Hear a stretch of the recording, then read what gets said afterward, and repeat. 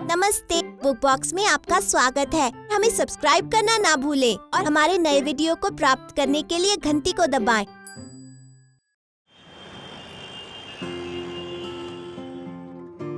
लाल परी, लेखिका कमला भासिन। जब मैंने पहली बार उसे देखा तो मुझे अपनी आंखों पर विश्वास नहीं हुआ। वो अविश्वसनीय है। इतनी छोटी सी कार और इसमें 4 लोग बैठ सकते हैं। मैंने सोचा।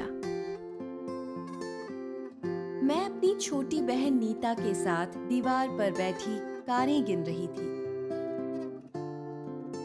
मुझे कारों से बेहद प्यार है।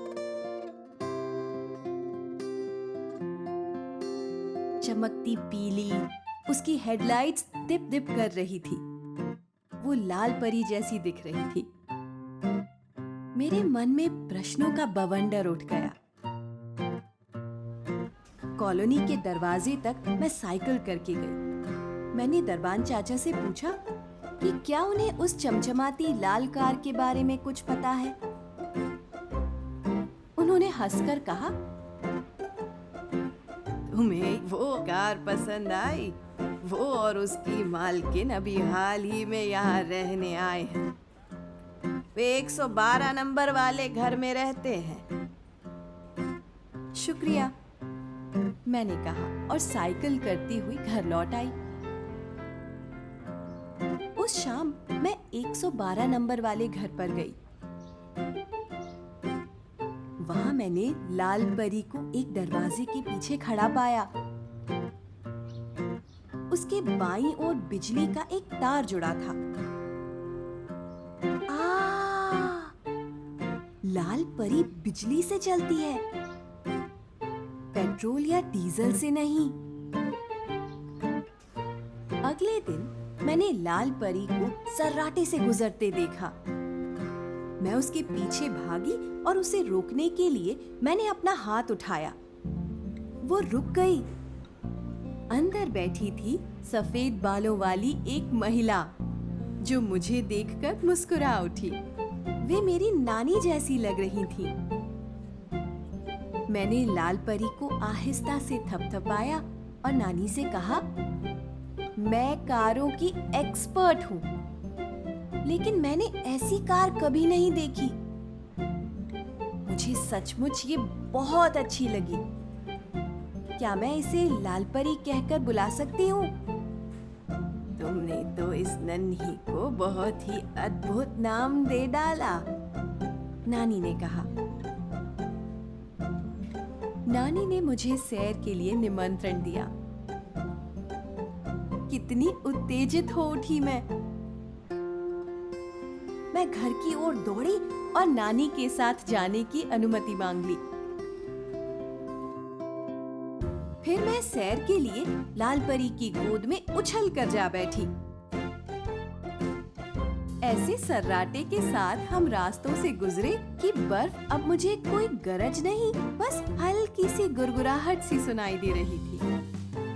मैंने नानी से पूछा कि कार इतनी शांत कैसे हो गई। उन्होंने कहा, लाल परी न शोर मचाती है न धुआं उड़ाती है।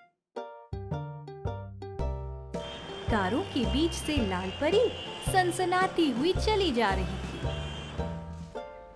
एक लाल बत्ती पर एक ऑटो रिक्शा चालक लाल परी के बारे में बहुत उत्सुक हो गया और उसके बारे में सवाल पूछने लगा। हरी बत्ती हुई और हम आगे बढ़ चले। थोड़ी ही देर में हम इंडिया गेट पहुंच गए। नानी ने हमारे लिए आइसक्रीम खरीदी। सब कुछ धूमिल था। नानी ने बताया कि ये धुएं का कोहरा है, जिसके कारण सब धुंधला हो जाता है। मैंने कहा कि मेरे पापा बता रहे थे कि दिल्ली में प्रदूषण बहुत बढ़ गया है। गाड़ियों से निकलता धुआं इस प्रदूषण को बढ़ाता है। इसी वजह से मेरी माँ कारों में बढ़ती मेरी दिलचस्पी को पसंद नहीं करती। अचानक मुझे ऐसा लगा कि लाल परी फुसफुसाकर मुझसे कुछ कह रही थी। मीतू, मैं दूसरी गाड़ियों की तरह हवा को प्रदूषित नहीं करती।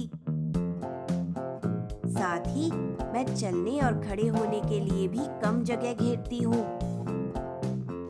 अब मुझे पक्का यकीन हो गया कि लाल परी जादुई थी। न धुआं, न आवाज, न पेट्रोल और न डीजल, और वो मुझसे बातें कर रही थी। ऐसी नई ऊर्जा से चलने वाली कारें प्रदूषण को कम करती हैं। किसे पता, तुम आगे चलकर वैज्ञानिक बन जाओ और ऐसी गाड़ियों का आविष्कार करो जो प्रदूषण बिल्कुल ना फैलाएं। नानी ने कहा। मैंने निश्चय किया कि मैं एक नई कार का आविष्कार करूंगी और उसको पुकारूंगी सतरंगी परी।